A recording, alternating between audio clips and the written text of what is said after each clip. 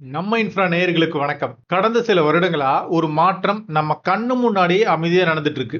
முதல்ல electric scooter வந்துச்சு. அதுக்கப்புறமா எலக்ட்ரிக் கார், அப்புறமா சார்ஜிங் ஸ்டேஷன். இப்போ புது ஈவி ஃபேக்டரி, புதிய பேட்டரி பிளான்ட், புது புது இன்வெஸ்ட்மெண்ட்னு நம்ம பார்த்துட்டு இருக்கோம்.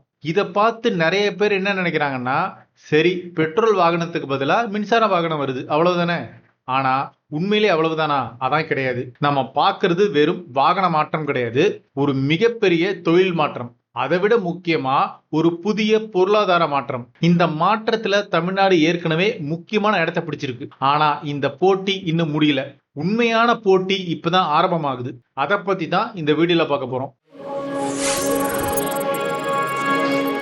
ஒரு விஷயத்தை யோசிச்சு பாருங்க.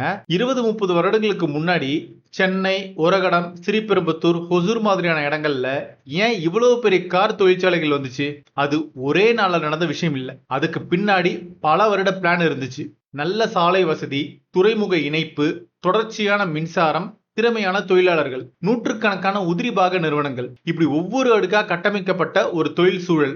அதனாலதான் இன்னைக்கு தமிழ்நாடு இந்தியாவுடைய முக்கியமான வாகன உற்பத்தி மையங்கள் ஒன்னா இருக்கு. இப்போ அதே அடித்தளம் தான் மின்சார வாகன துறைக்கும் பெரிய பலமா மாறிட்டு இருக்கு. TVS, Ola electric, Ather, Hyundai, BYD, VinFast, Royal Enfield, ஸ்விட்ச் மொபைலிட்டி, இப்படி இந்தியாவிலும் உலக அளவிலும் முக்கியமான பல நிறுவனங்கள் தமிழ்நாட்டில் முதலீடு செய்ய ஆரம்பிச்சிருக்காங்க. அப்போ தமிழ்நாடு ஏற்கனவே ஜெயிச்சிருச்சோ அப்படின்னு இதையெல்லாம் பார்த்தா தோணும். ஆனா அங்கதான் பெரிய திருப்பம் இருக்கு. ஒரு மின்சார காரை உருவாக்குறதுக்கும் ஒரு மின்சார வாகன தொழிலை உருவாக்குறதுக்கும் நிறைய வித்தியாசம் இருக்கு. ஒரு வீட்டை கட்டணும்னா சிமெண்ட் மட்டும் இருந்தா போதுமா? இல்ல.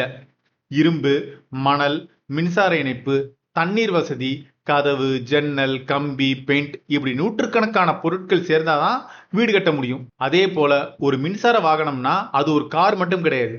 அதுக்குள்ள பேட்டரி இருக்கு, பேட்டரிக்குள்ள செல் இருக்கு, அதை பாதுகாப்பாக வைக்கிற பேட்டரி மேனேஜ்மெண்ட் சிஸ்டம் இருக்கு. இது இல்லாம motor, power electronics, semiconductor chips மற்றும் ஒருங்கிணைந்த சாஃப்ட்வேர் எல்லாமே இருக்கு. இது எல்லாம் சேர்ந்தாதான் ஒரு ஈவி உருவாகுது.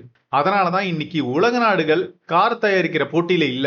இந்த ஒவ்வொரு தொழில்நுட்பத்தையும் யார் கைப்பற்ற போறாங்கன்னு போட்டி போட்டுட்டு இருக்காங்க. இதுதான் தமிழ்நாட்டுக்கு கிடைக்கிற மிகப்பெரிய வாய்ப்பு. ஏன்னா வாகனங்களை தயாரிக்கிற அனுபவம் நமக்கே இருக்கு.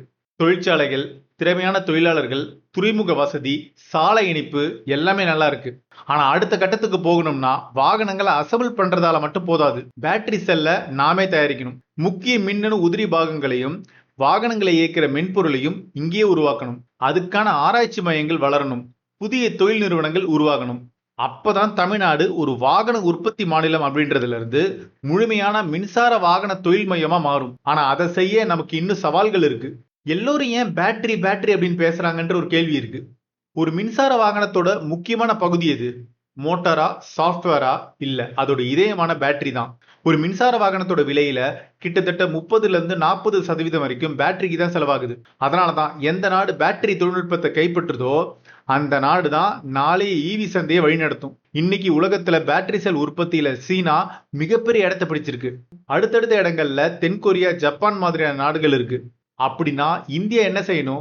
வாகனங்களை மட்டும் தயாரிச்சா போதாது, அதுக்கு தேவையான பேட்டரி செல்லையுமே இங்கே தயாரிக்கணும். அதுக்கான மூலப்பொருட்கள், தொழில்நுட்பம், ஆராய்ச்சி, மறுசுழற்சி தொழில்கள், இது எல்லாமே ஒன்னா வளரணும். அதனாலதான் மத்திய அரசும் பேட்டரி உற்பத்தியை ஊக்குவிக்க பல்லாயிரம் கோடி ரூபாய் மதிப்பிலான திட்டங்களை அறிவிக்க ஆரம்பிச்சிருக்கு. ஏன்னா இது ஒரு தொழிலுக்கு செய்யற முதலீடு இல்ல, அடுத்த தலைமுறை பொருளாதாரத்துக்கான முதலீடு. ஆனா பேட்டரி மட்டும் இருந்தா போதுமா? அதான் இல்ல. இன்னொரு முக்கியமான விஷயம் செமிகண்டக்டர். இன்னைக்கு ஒரு சாதாரண கார்ல கூட நூற்றுக்கணக்கான சிப்ஸ் இருக்கு. மின்சார வாகனங்கள்ல அதை விட அதிகம். பேட்டரியில இருந்து மோட்டாருக்கு எவ்வளவு மின்சாரம் போகணும், எப்போ பிரேக் ரீஜெனரேஷன் நடக்கணும், சார்ஜிங் எப்படி பாதுகாப்பா நடத்தணும், இப்படி ஒவ்வொரு விஷயத்தையும் இந்த சிறிய சிப்ஸ் தான் முடிவு பண்ணுது. அதனாலதான் செமிகண்டக்டர் உற்பத்தியும் இப்போ ஒவ்வொரு நாட்டுக்கும் முக்கியமான இலக்கா மாறி இருக்கு. அதுல இந்தியா மும்முரமா இருக்கு. அடுத்ததா வருது சாஃப்ட்வேர். முன்னாடி ஒரு கார்ன்றது மெக்கானிக் ப்ராடக்ட். ஆனா இன்னைக்கு ஒரு மின்சார வாகனம் மெக்கானிக்கல் ப்ராடக்ட் மட்டும் இல்ல, சக்கரங்கள் பொருத்தப்பட்ட கம்ப்யூட்டர்னு சொல்லலாம். பேட்டரி எப்படி வேலை செய்யணும், எவ்வளவு வேகத்துல ஓடணும், டிரைவருக்கு என்ன தகவல் காட்டணும், எல்லாத்தையும் சாஃப்ட்வேர் தான் கட்டுப்படுத்துது. அதனாலதான் இன்னைக்கு வாகன உற்பத்தியாளர்களுக்கு மட்டும் இல்ல, சாஃப்ட்வேர் கம்பெனிஸ்க்கும் இந்த துறையில பெரிய வாய்ப்புகள் உருவாயிட்டு இருக்கு. ஆனா இந்த எல்லாத்தையுமே உருவாக்க இன்னொரு முக்கியமான விஷயம் தேவை. அதுதான் திறமையான மனித வளம். தொழிற்சாலை கட்டலாம், மிஷின் வாங்கலாம், முதலீடு கொண்டு வரலாம். ஆனா அது இயக்க தெரிஞ்ச இன்ஜினியர்ஸ் இல்லைன்னா அந்த ஃபேக்டரி வெறும் கட்டிடமா தான் இருக்கும். அதனாலதான் இன்னைக்கு பல நிறுவனங்கள் கல்லூரிகளோட சேர்ந்து மாணவர்களுக்கு பயிற்சி கொடுக்க ஆரம்பிச்சிருக்காங்க. ஐடிஐ, பாலிடெக்னிக், இன்ஜினியரிங் காலேஜஸ் இப்படி எல்லாமே மெல்ல மெல்ல ஈவி தொழில்நுட்பத்துக்கு ஏத்த மாதிரி பாடத்திட்டங்களை மாத்த ஆரம்பிச்சிருக்காங்க. ஏன்னா இது இன்னைக்கு மட்டும் இல்ல, அடுத்த 20 வருடத்துக்கான தயாரிப்பு. இதையெல்லாம் சேர்த்து பார்த்தா ஒரு விஷயம் தெளிவா புரியும். நம்ம நினைக்கிற மாதிரி ஈவினா கார் தயாரிக்கிற தொழில் மட்டும் இல்ல. Battery, electronics, software, research, skill development, logistics, power infrastructure, port, MSME suppliers இப்படி நூற்றுக்கணக்கான துறைகளை ஒன்னா வளர்க்கிற ஒரு பெரிய தொழில் மாற்றம். அதனாலதான் இந்த மாற்றத்தை சாதாரண ஆட்டோமொபைல் ரெவல்யூஷன் சொல்ல முடியாது.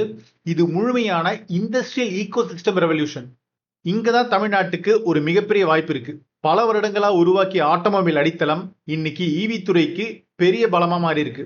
இந்த வாய்ப்பை சரியா பயன்படுத்தி battery, semiconductor, software, advance electronics, research, மனித வளம் இதை எல்லாத்தையுமே ஒரே இடத்துல உருவாக்க முடிஞ்சா தமிழ்நாடு இந்தியாவுடைய ஈவி தலைநகரம் மட்டும் இல்ல, உலக அளவிலான மின்சார வாகன தொழில் மையமா மாறும் வாய்ப்பு இருக்கு.